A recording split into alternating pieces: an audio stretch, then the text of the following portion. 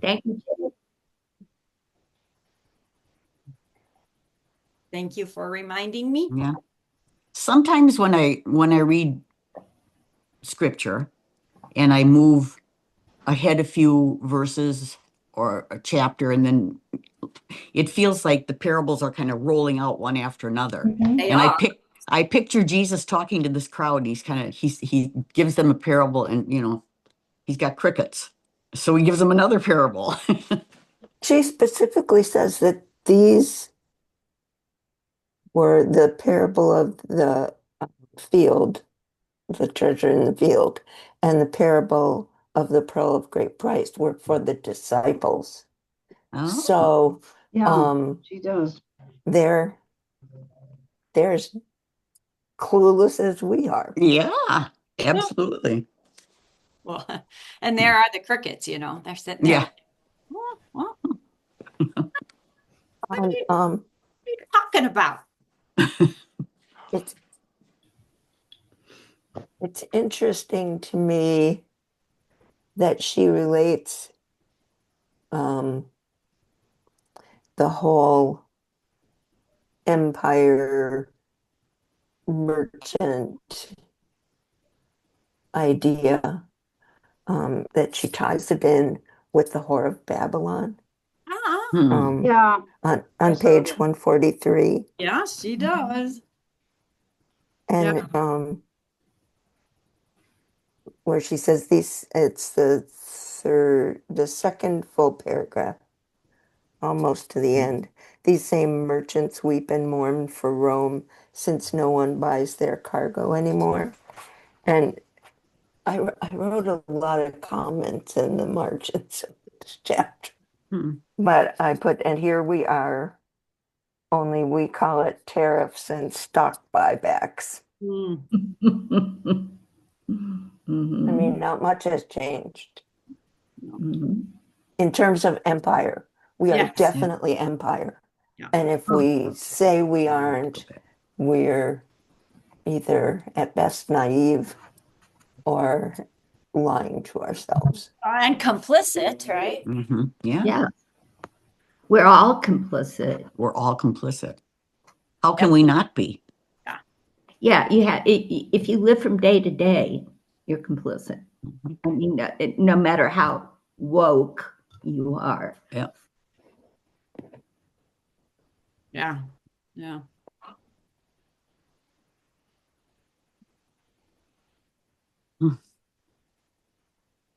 kind of interesting. I'm sorry, almost relates, and I'm on the second to the last paragraph in page 143. Merchants are not to be trusted to provide honest responses. And I just suddenly thought, well, gee, the merchant and the tax collector are just right up there together, aren't they?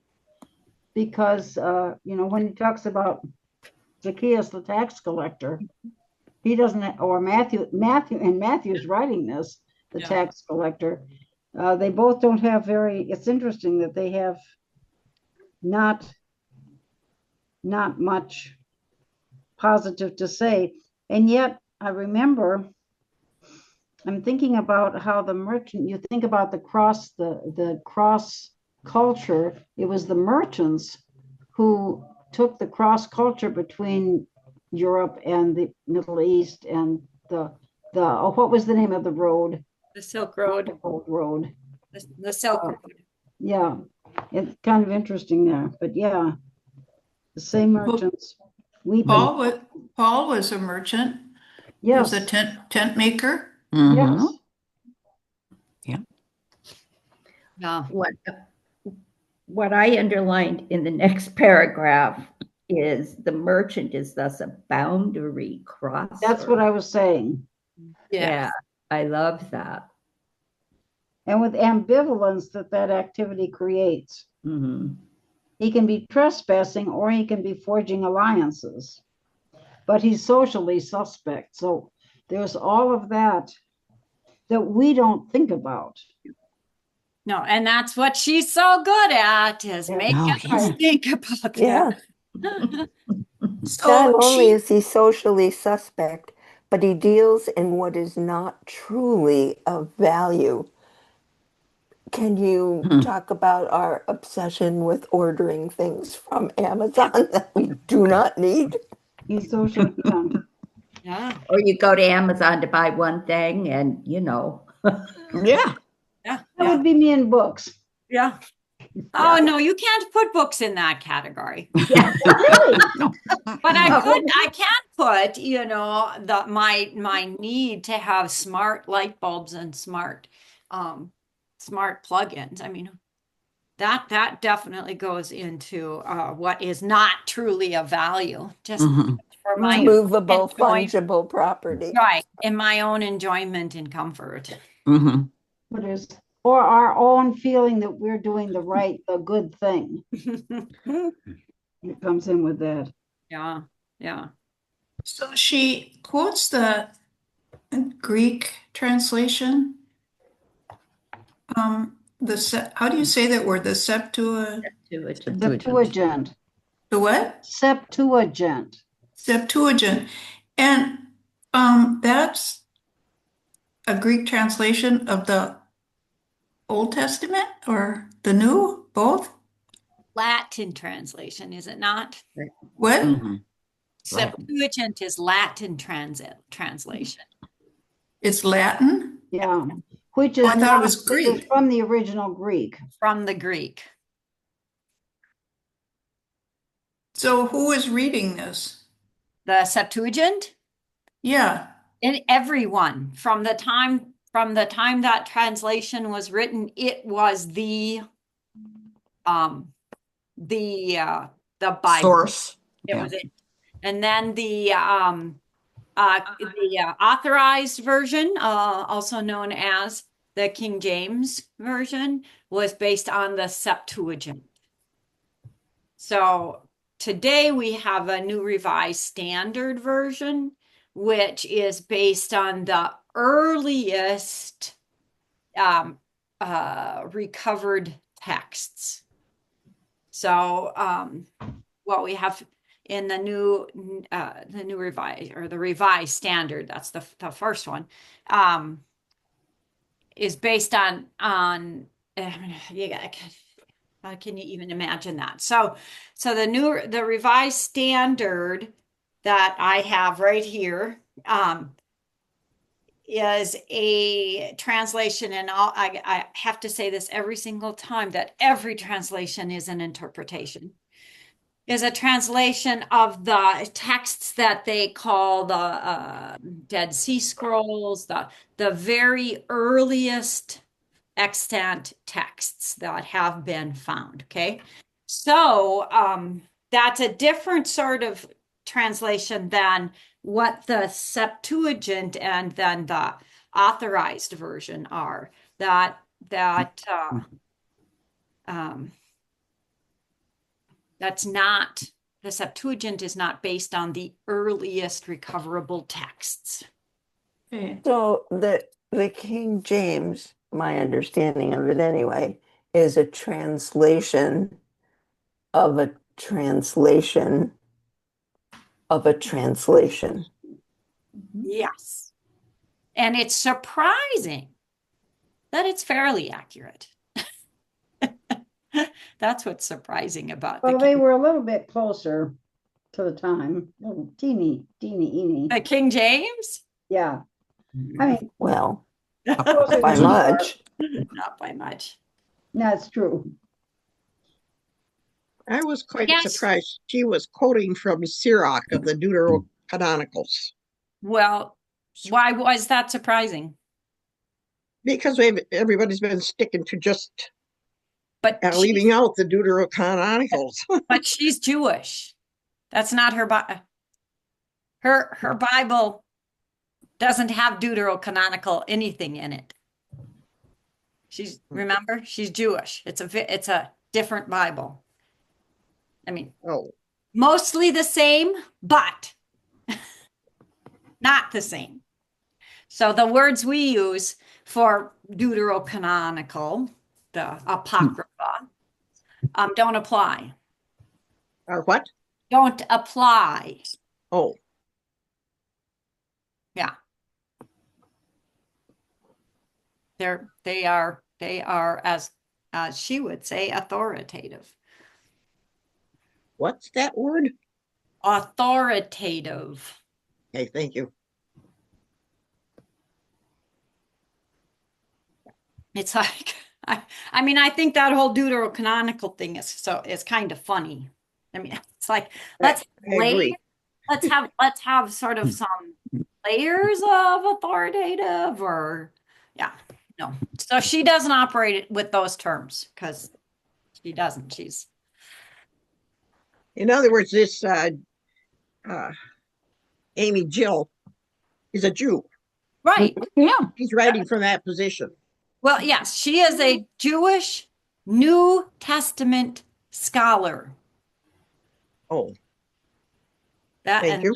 that's why we have such a very different take and understanding on these parables, because she is teaching us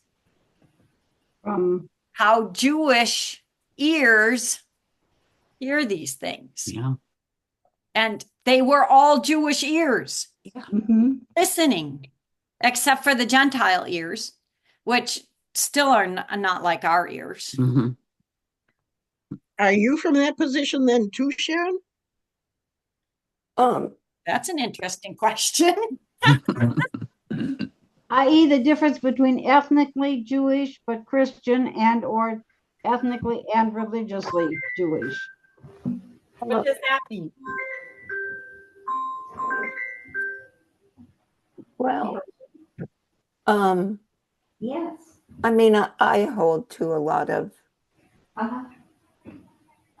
I guess, religiously Jewish things. Over her letter I today. mean, Thank you. I don't know. I mean, I always wonder when I read about Jesus' teaching, and have always wondered, well, what did the Jews around him think then? Mhm. I mean, that's inseparable for me. Mhm.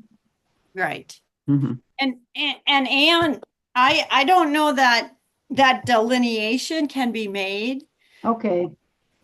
for um for reading for the ancient texts. You Oh, can't, there's no, no delineation like that. no, That's no. a very, very modern concept. Right, right.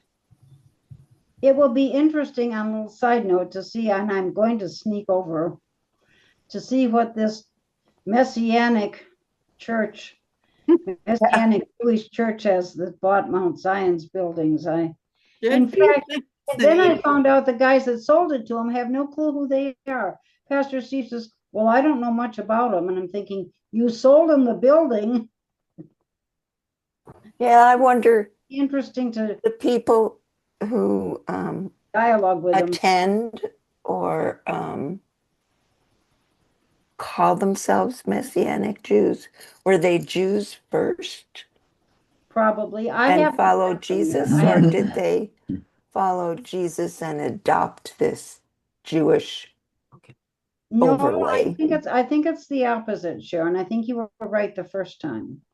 That would be an interesting question to ask our friend Amy Trees. Yeah. Yeah. Maybe she'll Who jump says off. hi? She Yeah. has her class on the Holocaust, interestingly enough, is the same time as Bible study. Oh. Yeah. So she'll see us when the semester's over. Yeah. That would be an interesting question. Mhm. You Has know, she- but I'm not sure you're right, Anne. I mean, that certainly may be true for some people, but it's not like there's this large Jewish community here, nor was there ever in Janesville. And No. and I do know people who I don't know that they go to this church, but they go to some Bible church. I can't remember which one. But then they they celebrate Hanukkah and stuff like that. Just cause it's, I don't know why they celebrate Hanukkah. I know I could celebrate Hanukkah. Speaking of which, New Year's is coming up, isn't it? Yes, Okay. next Monday is Erev Rosh Hashanah, which is the beginning of the High Holy Days. Okay. Well, let's kind of work our way through this. She gives us a little bit of an explanation about the fine pearls. Anything there that you learned about what this merchant and giving everything for a pearl, Jane Korsberg? I kind of got on a segue there and looked up pearl industry, ancient times. And most of the pearls, of course, came from, you need salt water, so they came from India, was the biggest purveyor of pearls. So they were brought to market, and kind of just picture a busy market and somebody looking through a few pearls and saying, wow, that's the one. That's the one. I'm I willing never to knew give you could dissolve a pearl in vinegar. Yeah. I Yes. did not know that. Then Yeah. eat it then. That's Yes. You're wearing Yes. a pearl, don't get in your vinegar. Yeah. Yeah. And it was dissolved, and then the very wealthy, as a show of great affluence, would dissolve in vinegar the pearl and then drink the pearl. Oh, what excess. Oh Yeah, It's my that like was Gosh, weird, wasn't it? burning a $10 bill. Whoop. Yeah. Well, this is burning $1 million, right? Yeah. Well, and I on the very top of page 147, 1, 2, 3, 4 paragraphs into that fine pearls conversation, and set in the middle of the paragraph, in that she talks about conspicuous consumption. Yeah. And how that's sort of the epitome of what conspicuous consumption would be, is Hmm. the ability to take something that costs that much money and dissolve it and drink it. Right. Conspicuous Yeah. consumption. I mean, how many, and what do we're having this wonderful conversation at Grace Church right now, and using this our money story as our sort of jumping off point for conversation. And what it does is that it encourages us to think about our relationship with money from, throughout our entire life. Yeah. And the group the other night talked a little bit about lives of having money, lives of not having money. And I recall the conversation I had with my son Willie about conspicuous consumption. What would it be like, he when he was a little kid, what would it be like to have money, not even just enough money, but to have money, a lot of money? And his answer to that question was that you would never have to make a choice. Hmm. So, That's a good answer. right, we've spent our lives and teaching our kids, well, if you spend your money on this, then you don't have it to spend on this.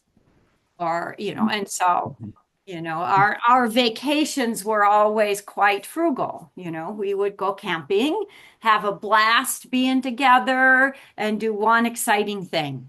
Right.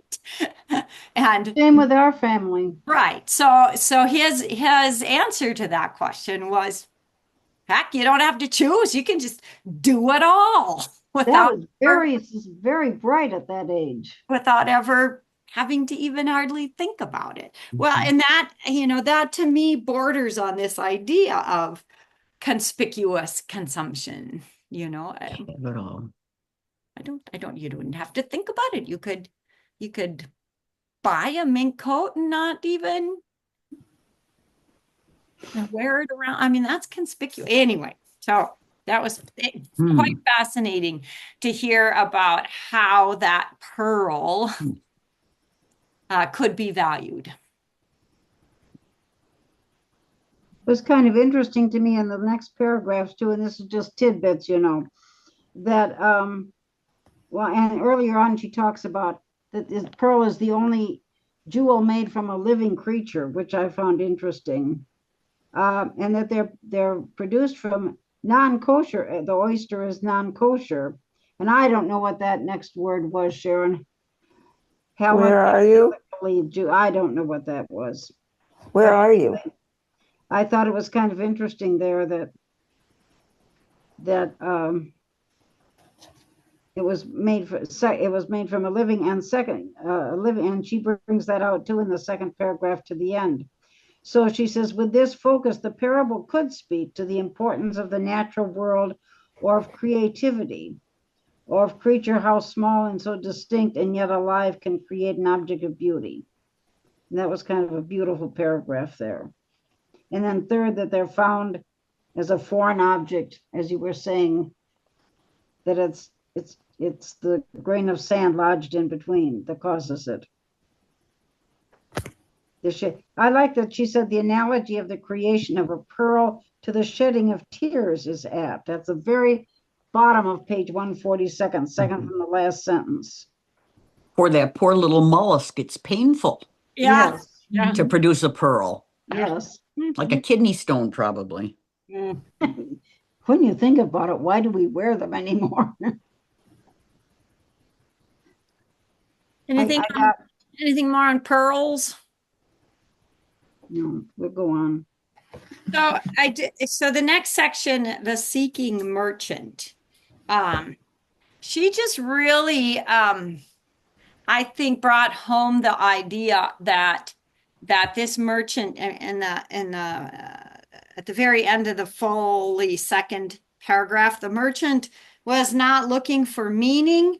He's looking for a commodity that he will remarket. Nor is he looking for that one special pearl. Rather, once he finds the magnificent pearl, he liquidates his holdings and buys it. So for him, this isn't a question of meaning, of love, that he loves the pearl. It's a commodity. Right. And he's a merchant. So I mean, we shouldn't really have any questions about that, right? That's who he is, a trader in commodity. So how does that relate to when it starts the parable? The kingdom of heaven is like. Well, I think she gets to that. Okay, we'll wait. I think she brings that home magnificently. It is.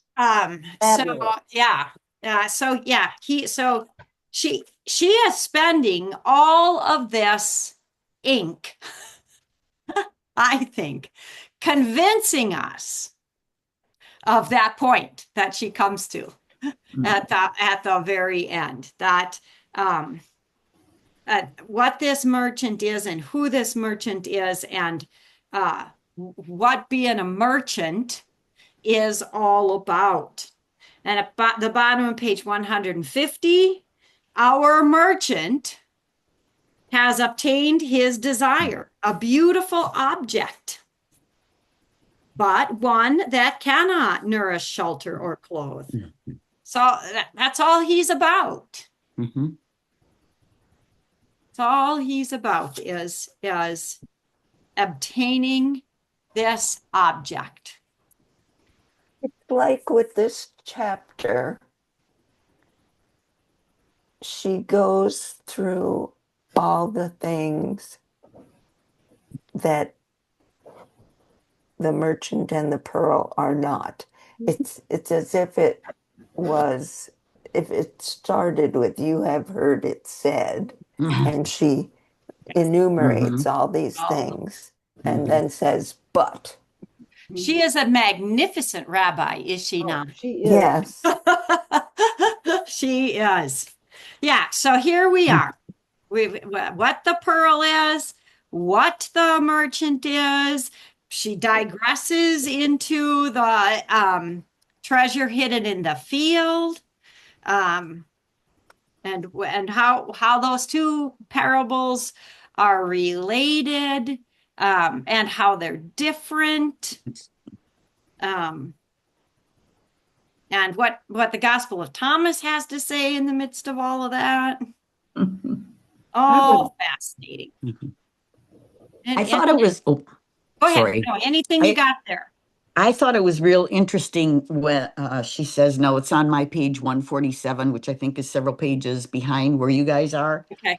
She said, we know what is of value for the erstwhile merchant, who now no longer a merchant. Exactly. So let's do it. Let's make the jump because it's such an amazing jump. Yeah. He is Where no it on longer page a merchant. 147, Jane? Yeah. Yes. My book's off. Oh, He's It's- no longer everything he has Yeah. goes toward obtaining that pearl. He's no longer a merchant. Right.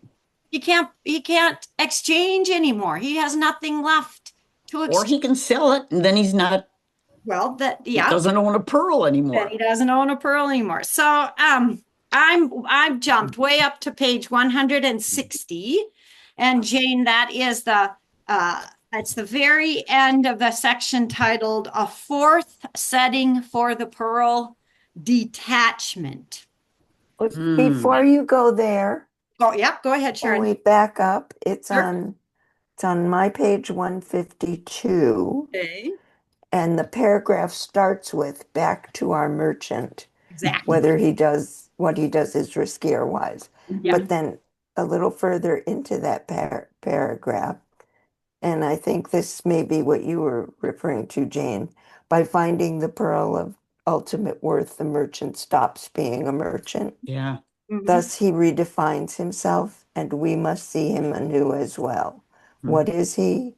What do we make of his example? What does a former merchant do with the pearl? But this to me was the gotcha. Yeah. How do we locate ourselves in the parable? Mm. And I was just like, oh, I'm not sure. I'm not. Yeah. Well, and Well, I think and that question for her is definitely a forward asking question. She's going to Yes. help us. She's going to help us Yes. see where we That- find but ourselves. it seems to me that for her, that may be the crux of the parable. I believe that is for her. Yeah. And I think that's the bottom line for her, and that's the godly play question always, all the time. Where do you find yourself in this story? Catherine, go ahead. We jumped over you. Oh, I was just going to say on page 151, in the middle of that first paragraph, whether it is reasonable or wise to liquidate everything he owns is another issue. New Testament scholar Eugene Boring understates in suggesting that what the merchant did may not have measured up to everyone's understanding of common sense. and there we come back to our modern idea of common sense. Exactly. Yeah. I just have to tell you that when I was reading this, I remembered the tale of Joseph who honors the Sabbath. And I haven't thought about that in like eons. Well, And I don't even know it. I admit to not knowing it. I found it interesting that she was using from Gospel of Thomas. Yeah. A lot of it. She's done that before. There's a few out there. I gotta look that up. And she talks about Gnostic. Yeah. Not theology, Was not the the word I Gospel of want. Thomas but- considered Gnostic at one point? It is. Yeah, At it one is. point, it is. Okay. Yeah. I would That's like what to I read thought. that, but I've never been able to find it. Ah. Thrift books. Thrift books? Thrift. THRIFT. It was Thrift in I books. think What would It's I a ask for? series. the Gospel of Thomas. Is part of a whole series of Gnostic Yeah. But theologians. you can buy a copy of the Gospel of Thomas. That's okay. Yeah. I had one on my shelf somewhere I was. Mhm. I think it would be interesting. trying to remember if it was at Trinity or if it was not. It's very So different. I think I put mine in a box to go to half price books. So it's probably there. Yeah. Her statement, finally, the merchant is less prodigal than the Matthean counterpart in that he sells his merchandise and not everything. And then for so-called Gnostic text, Mhm. in which a pearl can be special knowledge, as That's what as Gnostic epitomized by means. the hymn of the pearl in the Acts of Thomas. Yeah, that's what Gnostic means. Special knowledge. Some people got it, some people don't. Mary Lou? Oh, I was just going to say, and it's secretive. Secret, right. Mhm. It's Special and secretive. Secretive knowledge. yeah. Yeah. Yeah. Oh, Okay. Do you want to move to the gotcha? Yes. Just amazing ending. So I'm Yes. looking again at page 160 as we get there. That last sentence, the merchant, has reconceptualized both his past values and his future plans. The magnitude of the life change is Mhm. paramount. He is no longer what he was. So I think that's one of the jumping off point to what she is, um, the place where she's trying to get us. And then from then on, oh my gosh, Yeah, everything. it's just Um, the man in the wrong profession, wrong target. That it says the wrong result of the search. He finds something he was not seeking. This is the second, right under the sometimes a pearl is the key to the kingdom. so, Mhm. um, Yeah. I think what, I mean, she's asking us all sorts of questions Mhm. in that piece. Sometimes a pearl is the key to the kingdom, and will we know what we truly want when we see it? The issue isn't relative value; it's all or nothing. The parable asks, can we assess what is of ultimate value on our own lives, not simply in terms of relativizing, but in terms of ultimate concern? It asks, are we willing to step aside from all we have to obtain what we want? And then there's a burning question on page 162. At the very beginning, the beginning of that paragraph says, when discussing Matthew 13:45 through 46 with my students, some candidates for ordination, others serving life sentences. She's in the prison here. Mhm. I ask, what is your pearl of supreme value? For what would you sell everything you own? To use Hultgren's words, and Hultgren has written sort of the modern tome on parables. For what would you make a drastic and life-changing Mhm. act? So her Amy Jill's point is that, who wants to say what Amy Jill thinks about that merchant? What I love him. well, and the point being here is that his self-identity now is completely changed Right. by buying that pearl, by everything he has. Okay, so it's Right. not about the pearl. The story is not about the pearl. It's about the merchant. Well, and it's not about the the merchant either. merchant making this life-changing Changing. choice. Which he is recommending, Jesus is, I don't know the right word, hoping his disciples will see the point The point. of making the life-changing. Right. And how are we doing that in our What daily lives? what would you make a drastic and life-changing act? What would make you do that? And so what she continues to talk about is, what is that for you? What is that? And on page 163, with these same people she was with in the prison, the theology students answer the question, Mhm. freedom. I mean, see the inmates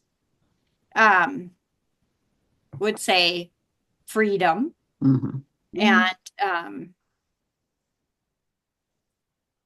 something Safety. safety. One was Yeah, safety. safety. Yeah. Yeah. Yep. Things that, I mean, so talk about context. I mean, we kind of started there that it really does, doesn't it? It Mhm. does kind of depend on your context that those people who are incarcerated would spend everything, their life, spend their who they are on freedom, on safety. Mhm. What would those, and so the question for us, I think, is what would you and I, who are not physically incarcerated, what would we spend it all on? What do we spend it on? I mean, it's a um what and the reality is that as children of God, we have a new identity that happens to us in our baptism. Yeah. In fact, it already has happened. Yep. And how do we then, I mean, she doesn't ask the question from that perspective. But I we ask the question from that perspective. Yeah. That is already a reality for us. So So how do we live it? how do we live that New reality. identity? And what is it about? Is it about safety? Is it about freedom? Yeah. For everybody, it's going to be different. Yeah, You know, yeah. what did you sacrifice for? What did it mean to you? And does. Yeah. And I mean, we can still ask, I think, the same questions of safety and liberation. Yeah. You know, what holds us in bondage Right. so that we don't live fully in our Right. identity as beloved children of God. Maybe you could even put fear in there. Right? There's all sorts of things Yeah. that could be in there. Fear if you're going to lose all your stuff. My goodness, what a big fear. Well, I It, mean, it, go ahead, Mary Lou. no, go ahead, Sharon. No, but on the last page of the chapter, It's all underlined and noted. Every Yes. single one. Yes. exactly. I mean, it's something that I think we really need to note in our modern times is not all pearls on the market are cultured. Some are fake. Yeah. Yes. And that the historical Jesus cared about prioritizing. And in light of the inbreaking of the kingdom of heaven, which is already here, as his followers found manifested in his presence, and yet to come as manifested by the full presence of justice. Mm-hmm. Yep. Then we have to act. Mm-hmm. Yes, Act. yes, we are forced to act. And justice feels like the key to me there. I was thinking about it a lot yesterday because Yes. for some reason I was thinking about Micah. And, Okay. I like where it says, Let Sharon finish. Let's let Sharon finish. and you know that's what the Lord calls us to is acting justly Yes. and Of course, loving Micah. mercy. Yeah. Yeah. but to love justice, do mercy, and walk humbly before your God. Yeah. Right. Mm-hmm. Yeah. And And we're I like the really part, falling short these days. Yes, very much so. Yeah. once we, he says, what is our neighbor?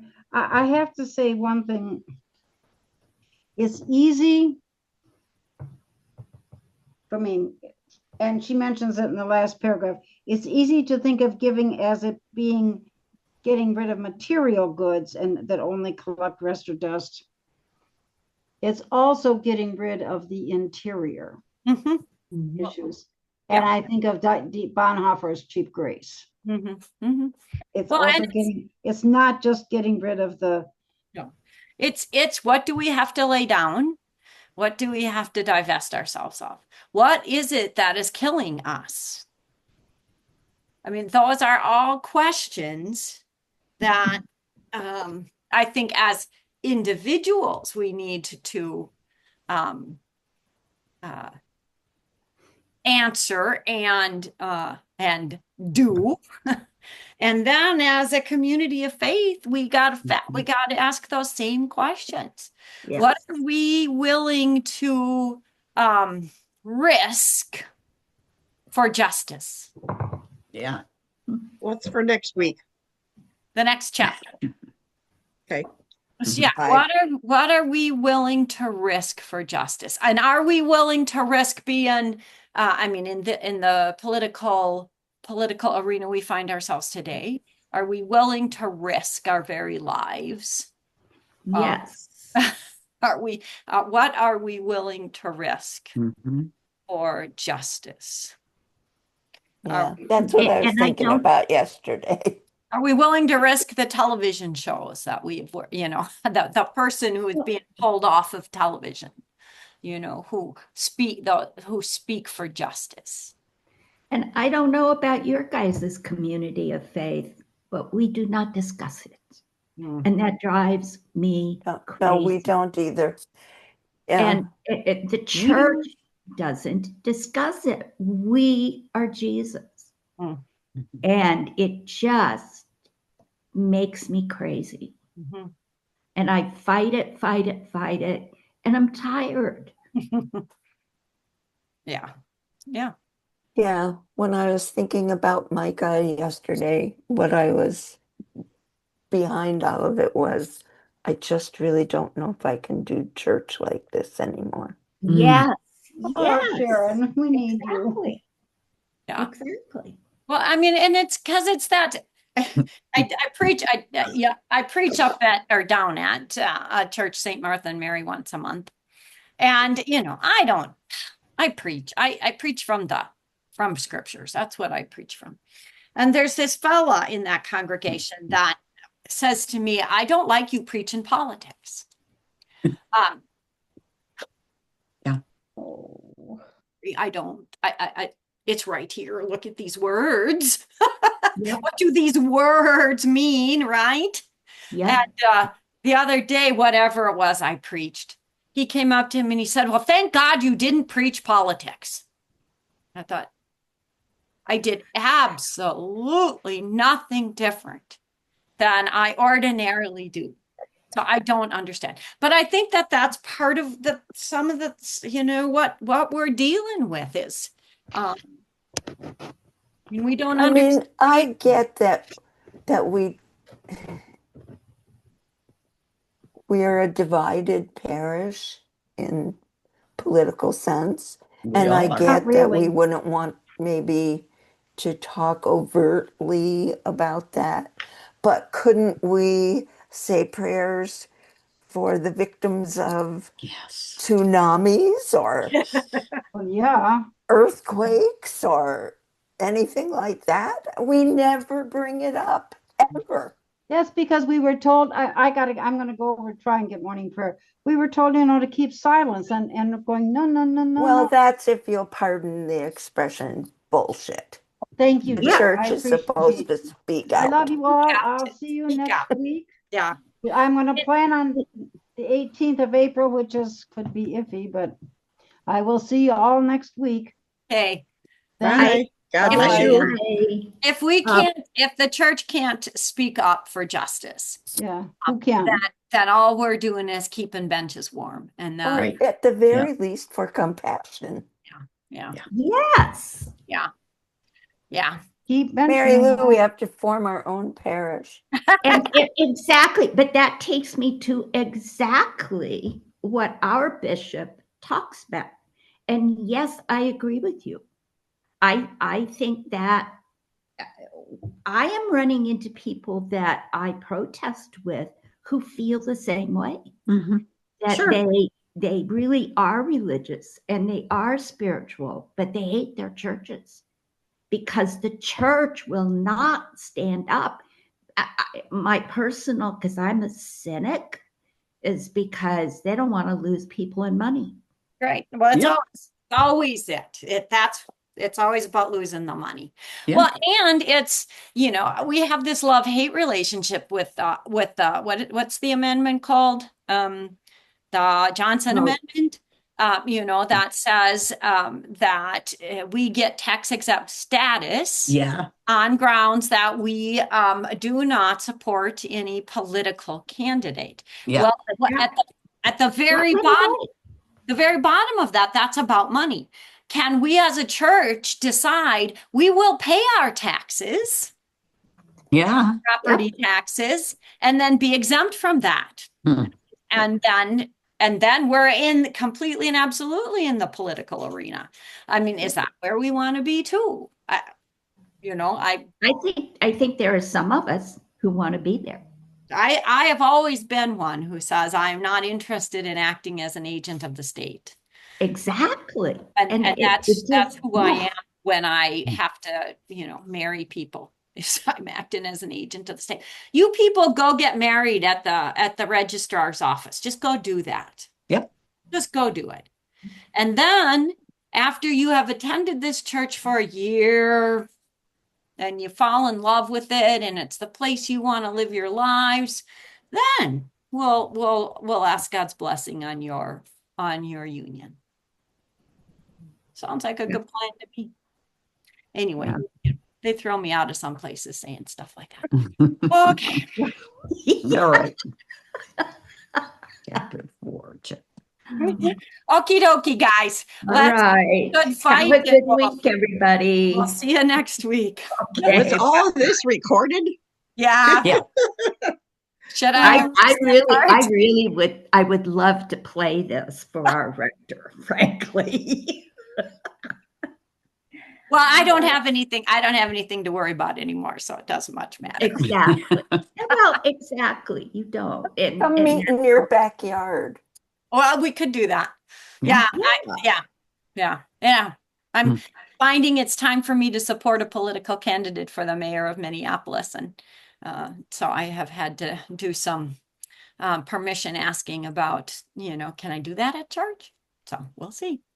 Okie dokie, guys. All right. Take Love you care, all. everybody. See you next week. Okay, bye-bye. Have a good week. Bye. You too. I love you all. I really do. Me too. Bye.